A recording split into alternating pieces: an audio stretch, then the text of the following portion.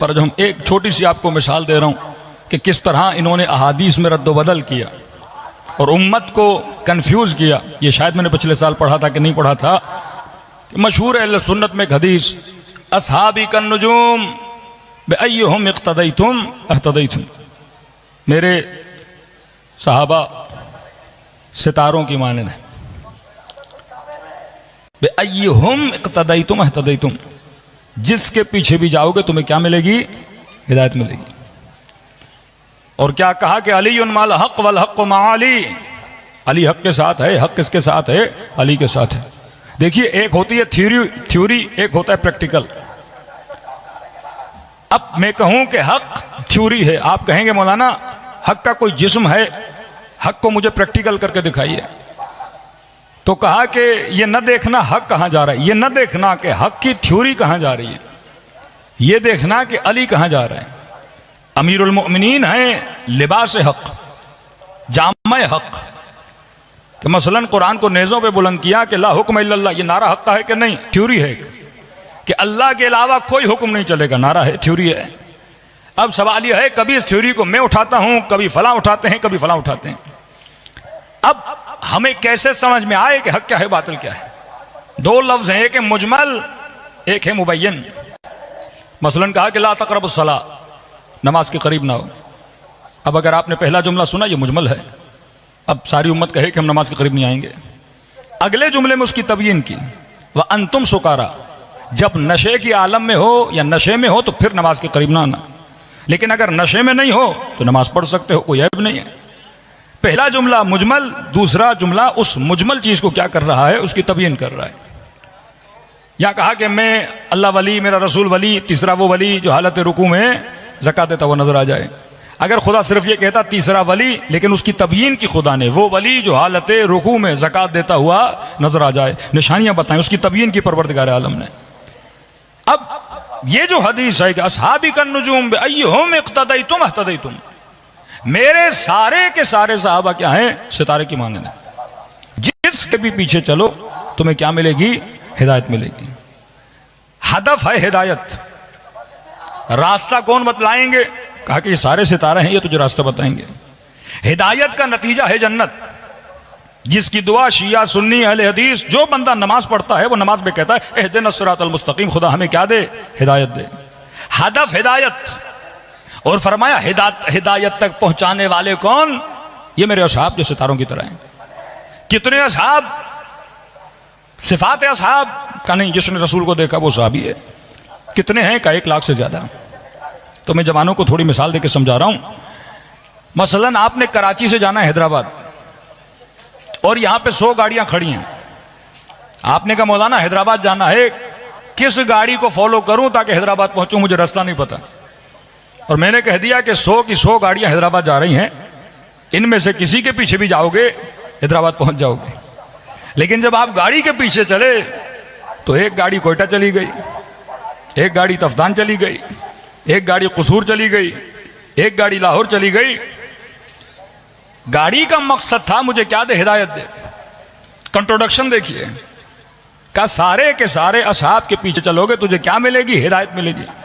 अब आ जाते हैं जंगे जमल में। ये गाड़ियां आपस में टकरा रही हैं, एक बंदा दूसरे बंदे को कत्ल कर रहा है, एक मोमिन दूसरे मोमिन के मुकाबले में आ रहा है।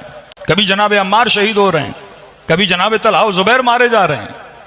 अब हदफ यह था कि मुझे हिदायत मिले, और हिदायत तभी मिलेगी, ये सारे के सारे हिदायत के सितारे मनारे तब बनेंगे जब सारे के सारे एक रास्ते पर चले, ना कि एक दूसरे के मुकाबले में हो।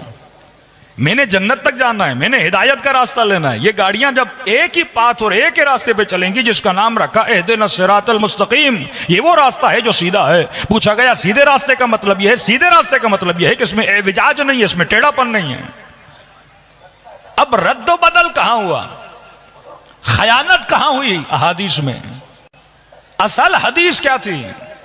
अगर रसूल खुदा एक हदीस बता रहे हैं, मैंने प्रैक्टिकल भी देखना है कि वाकईन ये प्रैक्टिकल पॉसिबल है कि नहीं है। अगर कह रहे हैं कि मेरे अहले बैत हर तरह के रिजिस से दूर हैं, तो क्या हम शिया सिर्फ ये पढ़ते रहें या अहले बैत की जिंदगी में भी देखें हर तरह के रिजिस से दूर हैं कि नहीं है?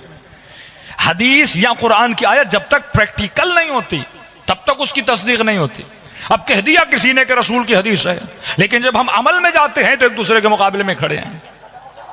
एक सहाबी दूसरे सहाबी को दीन से खारिज समझ रहा है। असहाब रद्दा एक पूरा बाब है, वो असहाब जो इर्तदाद के शामिल हुए, जैसे मालिक इब्न नुमैरा को कहा कि ये दीन से खारिज हो गया लिहाजा हमने कत्ल कर दिया। जो खलीफे के मुकाबले में आ गया वो दीन से खारिज हो गया। खवारिज में कितने लोग थे, असहाब हुर्रा में कितने लोग थे जिनको बोला गया ये दीन से खारिज हो गए। खुद इमाम हुसैन के लिए इन्होंने लिखा कि लियाज़ुबिल्लाह हुसैन इब्न अली दीन से खारिज हो गए। तभी जब लश्कर शाम में आता है तो कहते हैं ये खारिजियों का लश्कर है या बागियों का लश्कर है।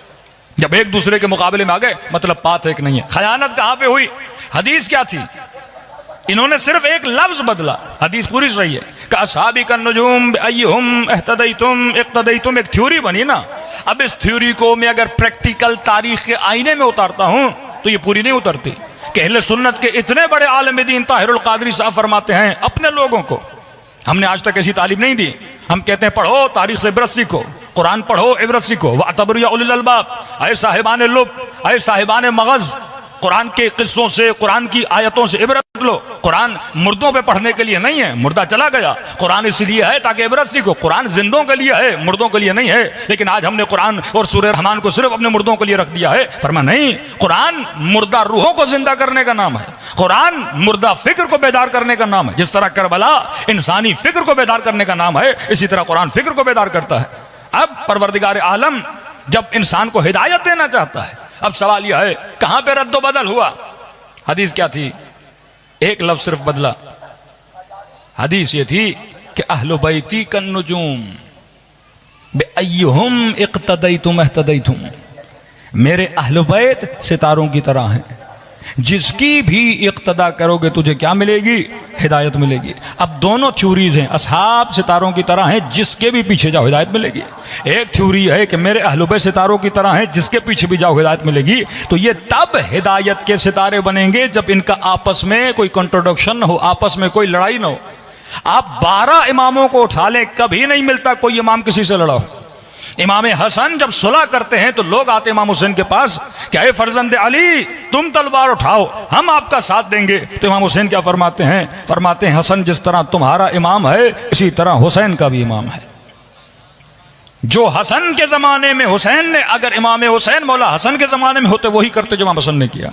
इमाम हुसैन ने जो किया अगर इमाम हसन होते तो वही काम करते जो इमाम हुसैन ने किया। तभी फरमाया अव्वलुना मोहम्मद औसतुना मोहम्मद आखिरुना मोहम्मद बल कुल्लुना मोहम्मद, कि हम सारे के सारे क्या हैं? मोहम्मद हैं। कभी भी अहल बैत के अफ़आल में आपको कॉन्ट्रोडक्शन नजर नहीं आता, कभी भी इख्तिलाफ नजर नहीं आता। तो मैं उसके पीछे लगूँ ना, अगर 12 के पीछे लगूँ तो 12 की फ़िक़ा एक हो, 12 का अखलाक एक हो, 12 की रविश एक हो, 12 की आपस में मोहब्बत एक हो। लेकिन दूसरी तरफ जाते हैं एक बंदा दूसरे बंदे को कत्ल कर रहा है, तो सिर्फ अहले बैत अलैहिस्सलातु वस्सलाम से दूर करने के लिए। फरमाया अफराद में जब कंफ्यूजन का शिकार हो जाओ तो मेरी आल को देखना, अली को देखना, अली की आल को देखना, कहां खड़े हैं तुम भी वहीं खड़े हो जाना। और फरमाया जब अहादीस में रद्दो बदल देखो, मैं तुम्हारे दरमियान कुरान छोड़े जा रहा हूं, कोई भी हदीस पढ़ो फौरन उस कुरान के उसूल से मिलाओ। अगर कुरान से टकराती है तो इस हदीस की कोई वैल्यू नहीं है। सलवात पढ़े मोहम्मद वाले मोहम्मद पर।